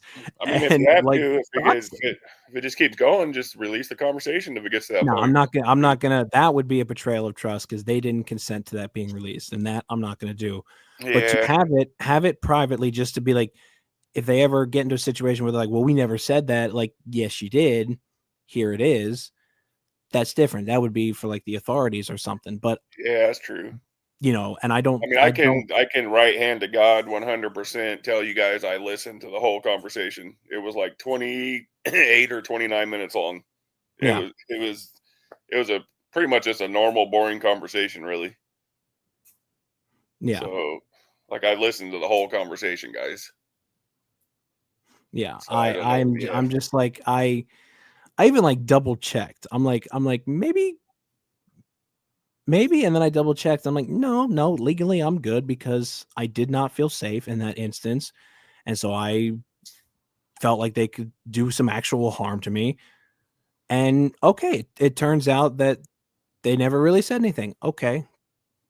But in that moment, I was like, "Oh, I don't feel exactly safe right now." I still think them letting you on, they had some type of ulterior motive. I still think that. And if they did have an ulterior motive, to me, it doesn't matter. The way I look at it is the gospel Yeah. was preached. Yeah, that's true. And like the Bible says, the preaching of the gospel will not return in vain. So was there a reason for it? I think so. And like I told you in private, it was probably to show some people's true colors on how they really feel about anybody who just interacts with them, like Kairos, James Yeah, Fraser, all these people. I think too, I think they've had an image problem for a while, and probably their channel hasn't been. This is, I don't know, allegedly, but I think their channel might not have been doing too well, and I think they, I think they were trying to clean it up a little bit and look good and stuff, and I think that's why they weren't cussing while you were on there, because they cussed that whole stream until you joined, and then so yeah, I Right, just think they had some type of ulterior motive too. Right, and Isaiah 55 verse 11 says that it says, my word that goes forth from my mouth, it shall not return to me void, but it shall accomplish what I please. This is God talking, and it shall prosper. So the word of the Lord will always do what the Lord pleases. And they might have had an ulterior motive. They might make AI videos of me in the future. I don't care. I'm not giving my consent, but I don't care because the gospel was preached. And like Isaiah says, The word of the Lord never returns in vain. And however the Lord decides to use that, however the Lord uses that, that's up to him. But I know that I did what was right. And I also kept myself safe because, they were like semi-threatening me in that instance. I kept myself safe. And I made sure it was like something, legal. And it's just at the point where it's like, okay, these are the type of people in free grace and the people who are opposing free grace who I'm going to stay away from. And just so everybody, most of the people who are going to be watching this already subscribe to my channel. We're going to be talking about Presbyterianism, Methodists, and the United Church of Christ, because there's a lot of people around here where I live who go to those type of churches. And so I've been reading about them a lot lately. So that's what's coming next in the next couple of weeks, what I have.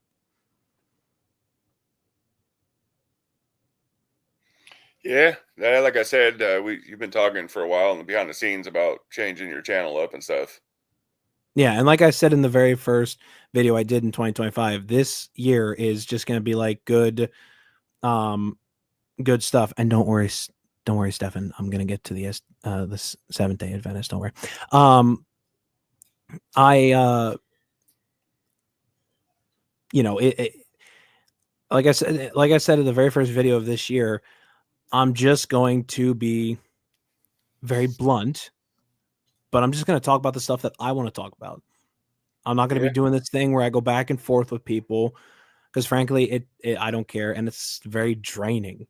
Like it drains me. Cause it's just like a lot of it is just petty stuff. So I really don't care anymore. That's really, so I think not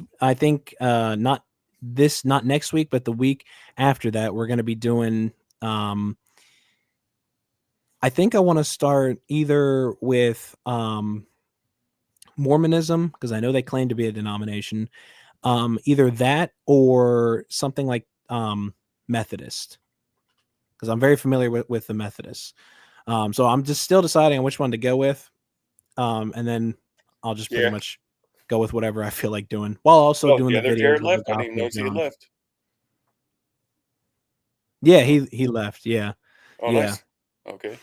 But yeah, so good night, the other Jared. My bad. My whole computer screen is white right now, so I'm having to look on my phone. I didn't even notice he had left.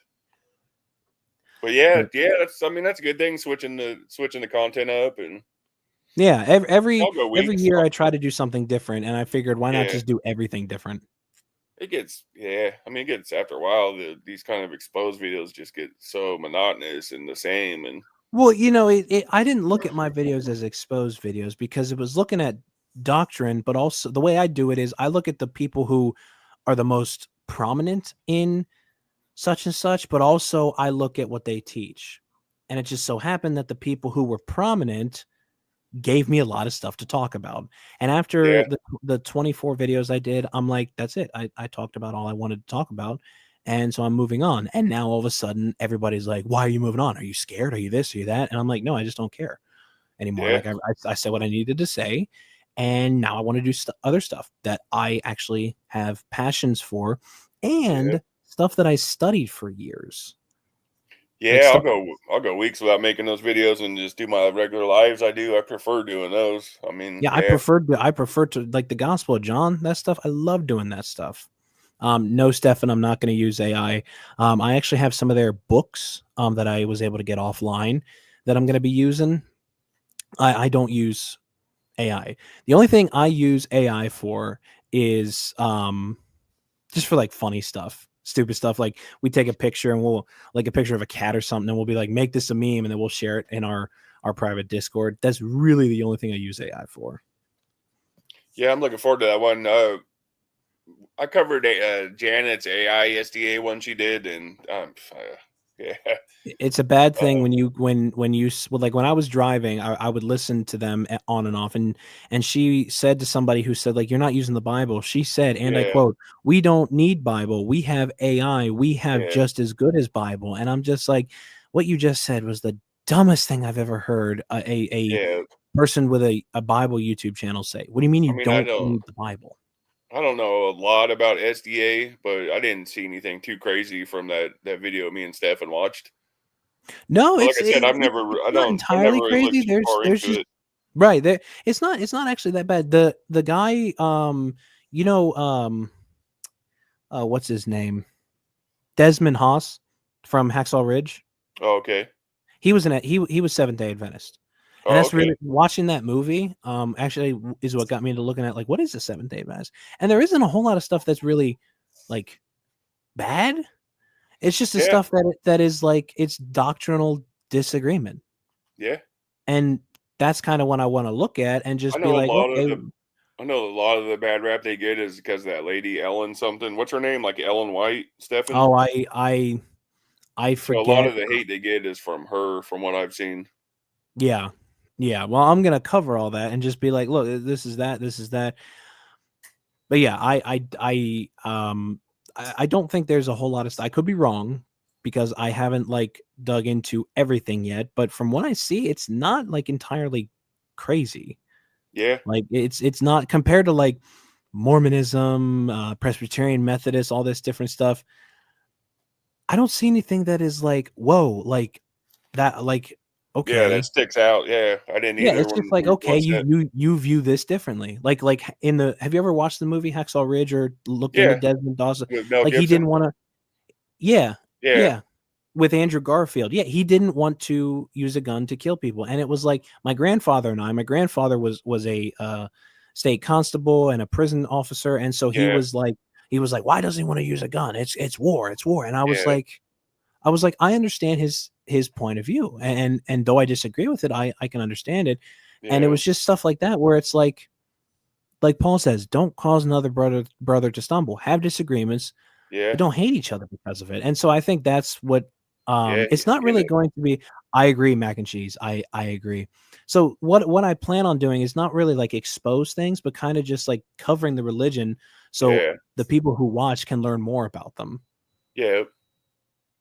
That's really is just it, like having and doing it live. So kind of like last night, there could be actual questions that are asked. That way it's more of a community thing and not just a lecture. So that's why I'm like, I want to start doing more live stream stuff. And while also doing the study videos, because I put out a poll and the results were 50-50 for I put out what would you Okay. rather see me do? Videos, live streams, or both? 50% what like 100% of the people said both. And then it Yeah. cut to Okay. 50% because people clicked video and stream. And so I'm gonna do both. And Stefan, I kind of envy you because I would have loved to watch the scene where he's saving those people and saying, Lord, help me get one more. I would have loved to watch that in theaters. I would have because I put on my headphones. I'm like, man, that is awesome. I envy you. Like I kind of envy you. But yeah, so I'm going to head to bed. I got work tomorrow, but I just saw that you were talking to the false Jared, so I want to come in here and kind of so you show you the real one. Nice. He's joking, guys. They joke back and forth with each other. We are like clones of each other. I never knew I had a clone. I have a brother, but I never knew I had a clone. Yeah. But yeah, so I guess God bless to all of you, and I will see all of you later, and hopefully I'll see you over at my live streams. From the majority of your chat, Yeah. I know that people will see. I will Oh, see yeah. most of them. So yeah, we got a lot of the same subs for sure. yeah. Hey, have a good night, man. Yeah, you too, Jared. God bless, buddy. Okay, now it goes back. See, that's so weird. Now it goes back to normal. But yeah, let me see. We're at 2 hours already. Yeah, yeah, that was a pretty fun little stream, guys. We were gonna watch a bunch of like Christian comedy routines, but it ended up just being we were just talking. So I mean, sometimes that happens. It's all good. I kind of like it when these streams happen where people join and talk. But yeah, what do I have on the agenda the next few days? I've been trying to get to the Mahdi one I was going to do, but these things keep popping up, so I've had to pivot. Depending on when, at some point, it'll probably be a while when all the JFK documents and stuff release. I'm going to do it. Yeah, I love you too, James Pepin. Don't worry, I stay safe, buddy. I told you I fear no man walking this planet. So, yeah. But thanks for the concern, buddy. But yeah, I'm gonna do the JFK stuff when that drops for sure. I'm super interested in reading all that. Oh, there was something. There was a new series I was gonna start. What was it? Yeah, I got a new series planned. I can't remember off the top of my head. And oh yeah, and then I got a I believe tomorrow night I'm gonna do the history of OSAS, and I'm gonna show basically the founders of OSAS and when it originated and when it was named in 1920 and all that. So yeah, I'm gonna get to that probably tomorrow night at 9. I'll have something maybe tomorrow at 3, but no, I'm good, dude. I don't want any. I think so. But yeah, yeah, we got quite a bit of stuff coming up, guys. I'm gonna get back into my regular rotation, doing the lives I normally do, and who knows though? I'm sure some more drama is gonna happen here next couple days, and I'm sure we'll be back looking at something, guys. But in the meantime, God bless. Jesus Christ is King, guys. Put your faith in Him. God bless. Good night.